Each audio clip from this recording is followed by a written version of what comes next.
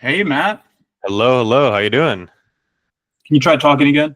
Hello, hello, hello. What's Can you going on, man? testicle? Can you It's hear working, all right. me?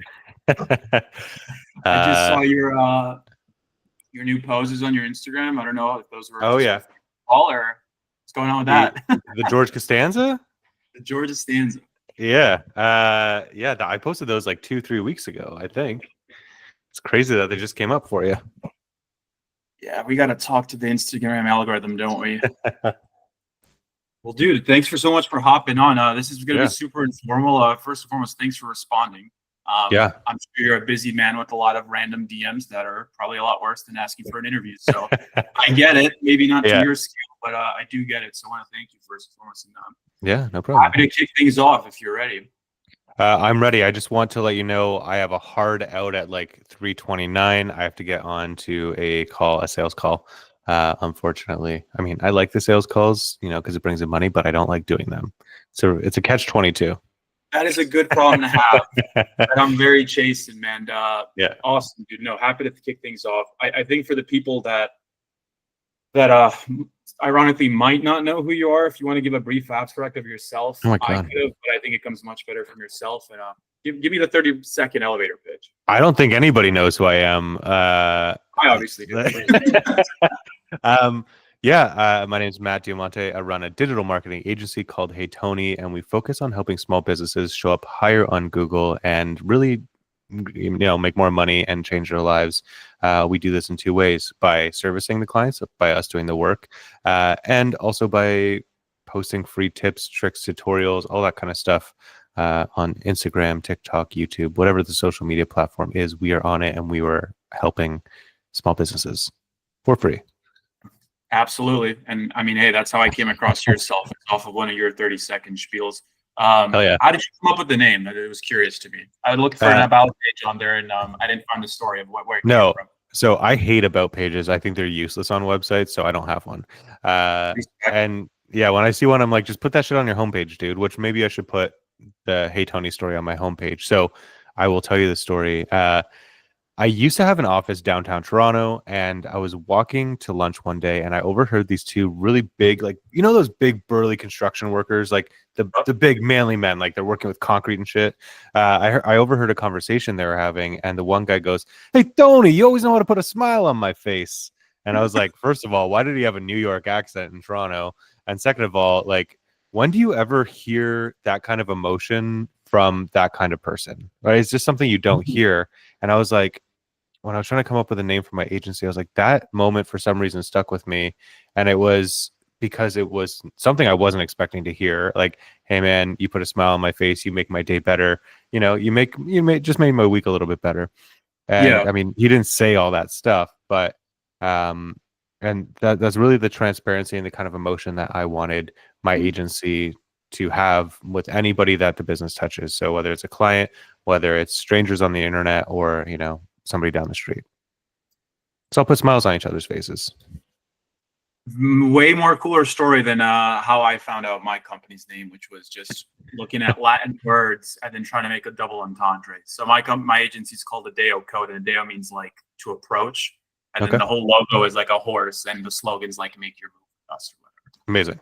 But I like blue collar workers, man, and it's way Yeah. cooler story. I'm not even gonna hide it. Well, thank you. That's I appreciate awesome. that. So Yeah. simple though, because you listened, and I think that's the bigger point. So where did Mm. you originally? I looked at your LinkedIn briefly. You had a couple of Yep. gigs before you started the agency and whatnot. But what was that aha moment of just wanting to actually get into SEO, and really who'd you learn from? Oh, so I went to school for advertising, and one of the classes we had was an SEO class, and it was one class, like 3 hours a week or whatever it was, and I absolutely fell in love with it because I'm like, wait, so there's rules here, but you don't need to follow them, but you also kind of need to follow them, and you need to figure out a way to make this work. So it's like a puzzle, and I did a project so well that one of my professors hired me for a summer internship at his company, and I Holy was shit! just doing I was doing SEO at that time, and it was completely different than it is now. And then from there, I jumped around. I did a few small agency gigs and stuff like that here and there. but I always kind of had a client or two on the side where I was doing SEO or social media or something for, and eventually I just had too many clients, so I had to hire somebody, and I accidentally started my own business because I had too much Accidentally. work. Yeah, like it was never my plan to be like, oh yeah, I'm gonna, start this agency, post on social media, I'm gonna get tons of clients, all this kind of stuff. It was just like, well, a lot of people want to work with me, so I guess I'm gonna hire somebody else and train them, and the rest is history. So it never really stemmed from like, I'm doing my 9 to 5, like, fuck this. Is more of, I'm doing this on the side. I'm good at it. And it's getting to the point where I have less bandwidth because of how good I am. Let's try to Dude, delegate. I struggled for so many years, like to make money, that I was just like, I'm gonna work as much as possible, like 12 to 14 hours a day, and take as many clients on as possible so I can make 10 grand a month. Right. Yeah. And then eventually I did, and I'm like, I'm fucking drowning. I'm killing myself. I need to hire Mhm. somebody. And then all of a sudden that 10 grand was like 6. And I was like, shit. Like, how do I Yeah. get Let's back go up back to to the that wheel. 10? Yeah.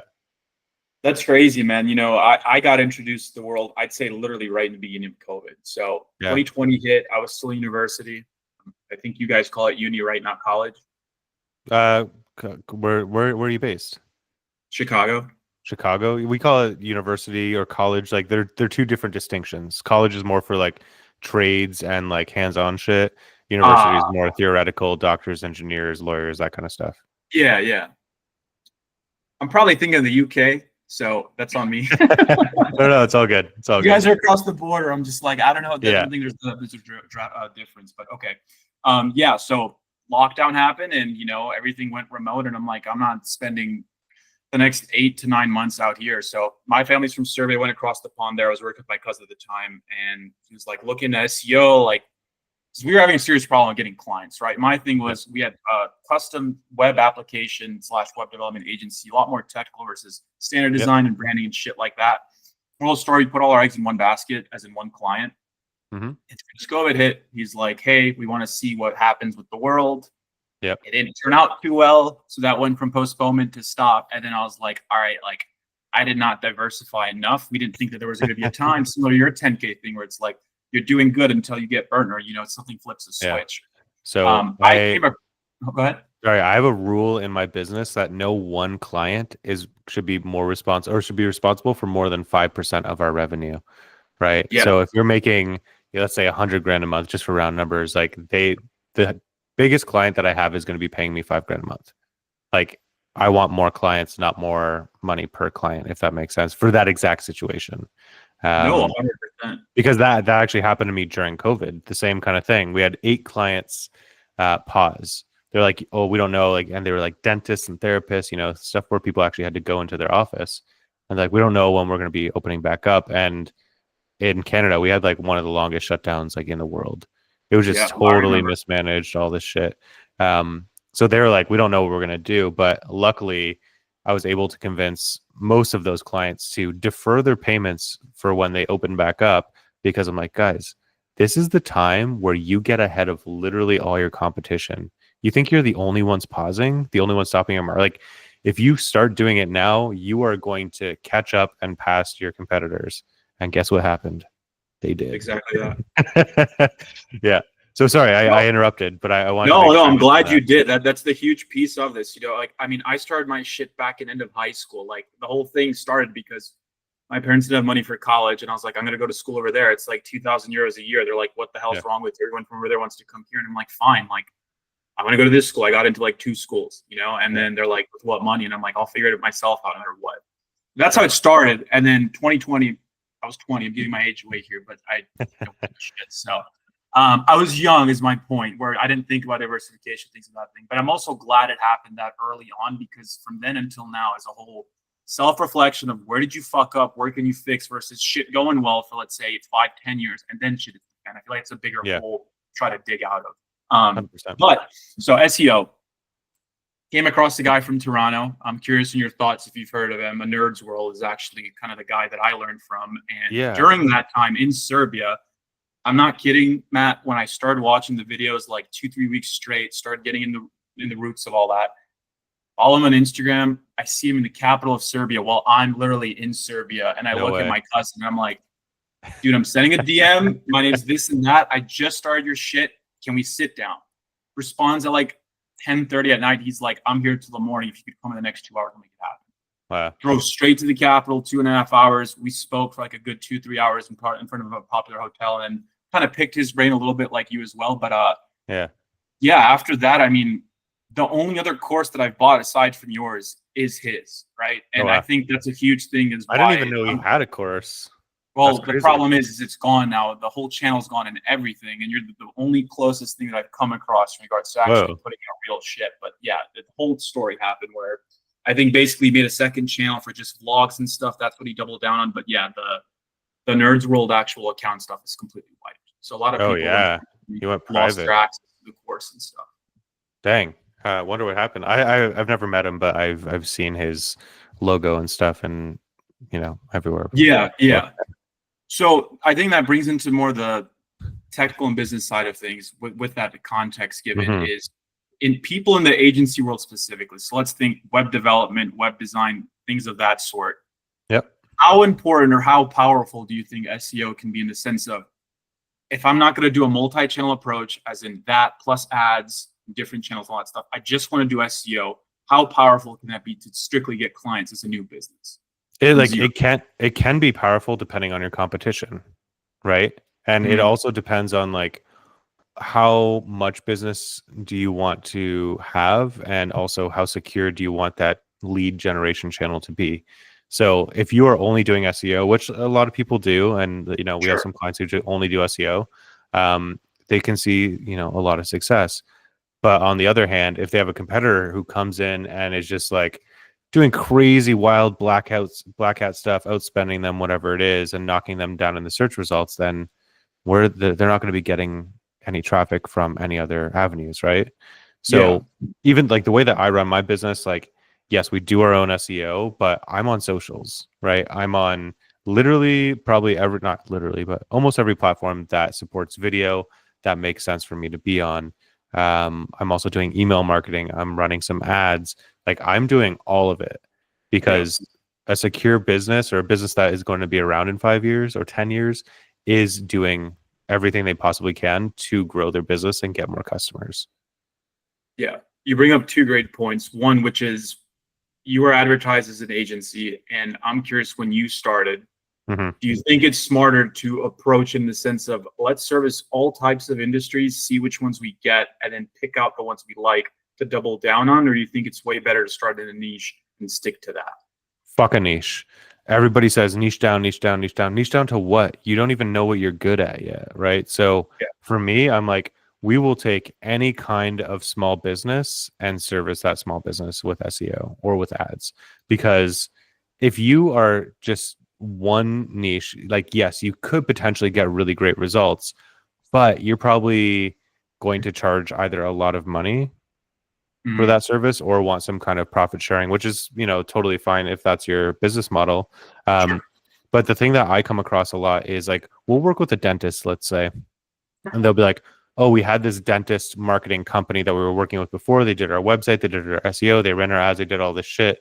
And I'm like, your SEO sucks, your website sucks, your ads suck. Like, you're not happy with them because you're not getting business, because they are not innovating, right? They just plugged in your all your information into a template. They didn't customize anything. So the quote unquote SEO that you have is all duplicate content that they have on a bunch of other websites. And these companies, if you want to see if a website is built by one of these companies, just go to the footer of the website and it'll say built by whatever agency. Copy that text exactly, put it into Google, like in quotes, and you'll see all the websites that have that in the footer. Go to all those websites and take a look at what they look like. They probably all look the same, right? And they probably all have the same content on them, which is... Yeah, they just want the backlinks. Yeah, which is not great.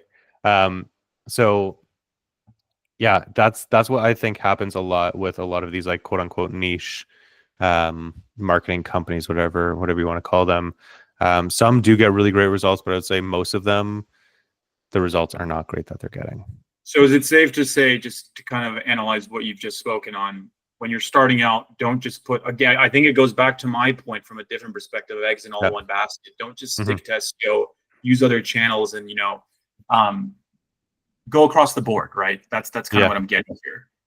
You mentioned a good thing off of SEO, and I'm curious, when you started, how hard was it to kind of, I'm sure it was a very common question when you were pitching in regards to, well, will this get me to first on Google? How did, like, the quantifiable questions, stuff like that?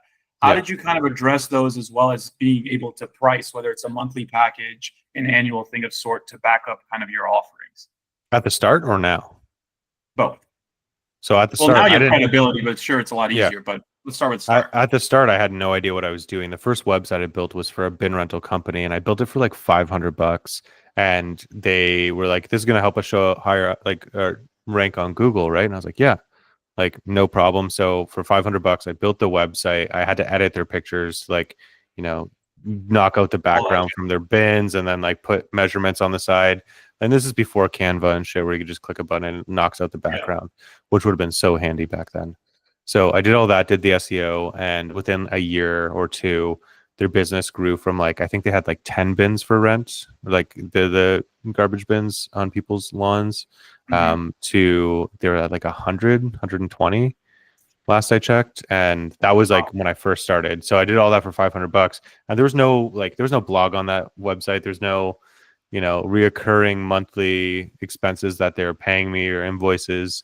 And it was a struggle for years to get people to pay me on a reoccurring basis to do SEO or to do anything, really. They're like, "Okay, well, I'm paying you once to do this. Isn't it going to last forever?" Well, it's like, no, things take time. Right now, I'm like, here is proof of clients that I've worked with in the past, like in the past 5 years, the past 4 years, 3 years, 2 years, 1 year. Like, here is how SEO is going. Here's how long it typically takes, based on first party data that we've gathered ourselves.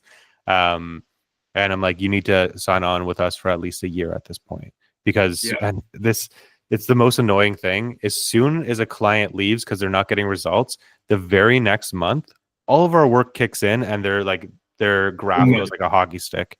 And I'm like, fuck sakes, dude. Like, this is why, like, it's usually around like month 7 that happens, which is now why we have like a 1-year contract, because like, if we keep doing that, that hockey stick keeps getting higher and higher.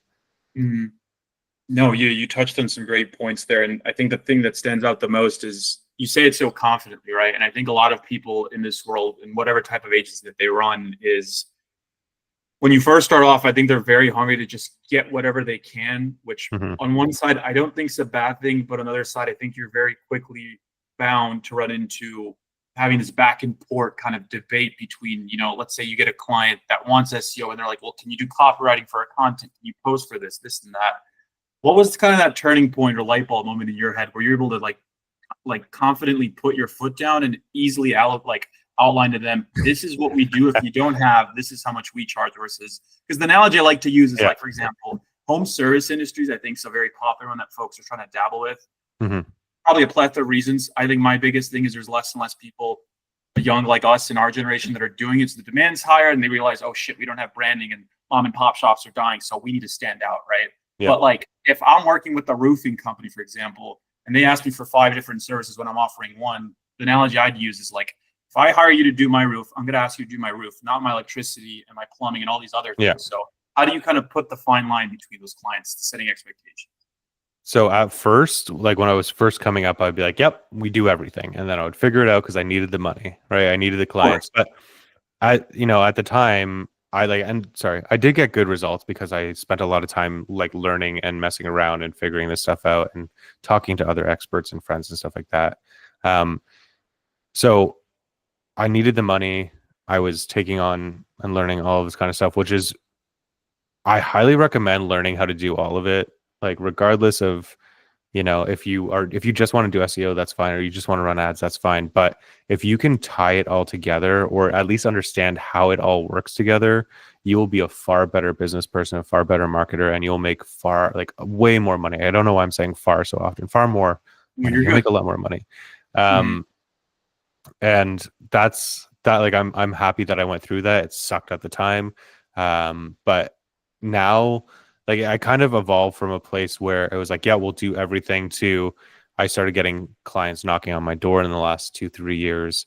And I have so many inquiries coming in, like literally like 5 people, 10 people every single day, that they're like, we want to work with you. And I get to choose, okay, well, we do SEO. Here's our package, right? I productized our service because people can understand more. Like, you pay X amount of dollars, you get X amount of deliverables. There's no a la carte. You don't get to choose because I know what's going to work and you don't know what's going to work. So if you want more backlinks, you don't need them, right? Yeah. Let me tell you what you need, right? As the expert. There's nothing that makes me more upset when somebody's like, yeah, no, we don't need blog content. We just want you to optimize the site. And I go, well, you need the blog content for that. And you need backlinks and you need X, Y, and Z. And they're like, well, we don't want to give you access to the site. And I'm like, okay, well, if you can upload this to the site and follow our directions, no problem. That's less work for us. And they're like, is that going to be less money? No, it's going to be the same price because that's how much it costs, right? If you want to do work yourself, great. Yeah, no, that's so powerful. And with that being said, again, you say it very confidently, and I'm wondering, you're part of the reason. I'm not gonna bullshit you and say you're my whole reason, but you're a big reason why I started posting shit. Because one, I don't care. I love that. I look at where it's like 40 years from now, I'm not gonna look back and regret posting versus not, right? Because you know where it's going. You see all these like blue collar fields and stuff. Everyone's posting, right? Yep. So you got to get ahead of the curve somewhere. I'm curious if you could share broadly, if you want to think of like a pie chart, where your leads are coming in from now with building the brand. And do you think you've gotten the brand to a point where, yes, the SEO is great, the ads are good as well, but like you're building a powerful voice for your name and your agency where a lot of the chunks actually coming from there as well now instead of the other channels? Yeah. I honestly, like, I'm not tracking where everybody's coming from. I know they're filling out the contact form on my website, but I really don't care about attribution, right? Like, we should be doing all of this stuff. Like, I see how much traffic we're getting to our website from SEO, right? I don't necessarily need to know like, oh, X percent or X amount of people are coming from SEO every month, or versus social, or versus which social, right? TikTok, is it Instagram, is it Facebook, is it whatever? Usually people will tell me on a call. Like, I would say most of the time they've watched my content somewhere, and that's how they get in contact with us. And those calls are also a lot easier because if somebody just comes to my website through SEO, like, okay, they book a call, then they're like, okay, well, like, what do you do? What's your service? How can we trust you? Whereas if somebody comes through socials, they've already seen my videos, they've already seen the work that we do, they've already seen case studies, and they're more like, okay, well, we want to work with you versus, what do you do? I think these are all really great problems to have, man. Yeah. Well, so here's the thing too, like with our client reports that we send out, there's a lot of data that we don't include because it's irrelevant. Like, it's irrelevant to the client. Like, when it comes to SEO, what you need to see are clicks and impressions. I don't need to see click-through rate, or the client doesn't need to see click-through rate, or oh my God, what's the last metric we do? Click-through rate, CTR, or an average position. Like, they don't need to see necessarily all of that information, because when they're looking at that, they're like, well, why is my average position going down for this page, but I'm getting more traffic? And it's like, cool, now they have more questions about that, which we've already addressed, right? So you spend more time on those calls. So for me, like, I just look at, am I making more money than I did the previous month? Cool. Am I going to stop doing all the marketing that I'm doing? No. Right. If you are running any kind of paid ads, for example, though, I will always report on like, here's how much you spent, here's how much you made, here's how many sales, right? Like, that stuff's important because you're spending a lot of money on the actual ad platform. Return on ad spend, Yeah, absolutely. Right.